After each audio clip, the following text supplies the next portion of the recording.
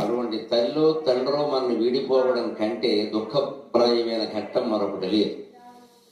నిజానికి దురదృష్టవశాత్తు పెద్దవాళ్ళు బతుకుండగా పిల్లలు ఎవరైనా వెళ్ళిపోతే ఇంతకంటే దుఃఖం ఏమిటి అంటారు.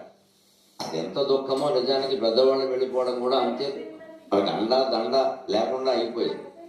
అదేదో 90 ఏళ్ల తర్వాత అయితే పర్వాలేదు, వారు సిద్ధంగా ఉంటారు, మనము సిద్ధంగా ఉంటాం. కానీ ఈయనకో 40 ఉండి వాళ్ళ నాన్నగారికో 60 ఉండి వెళ్ళిపోతే అది నష్టం, చాలా నష్టమే నిజానికి. ఎందుకంటే ఇంకా ఉంటే బాగా మార్గదర్శనం లభించేది. ఈయన 40 ఏళ్ళు. పూర్వకాలం పెళ్ళిళ్ళు 12 ఏళ్ళకి 15 ఏళ్ళకి జరిగేవి, 20 ఏళ్ళకే సంతానం కలిగేది.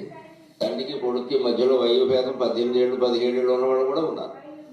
వాళ్ళకు ఒక 40 ఏళ్ళకి పితృవియోగమో మాతృవియోగమో కలిగిందనుకోండి, చాలా నష్టం అది.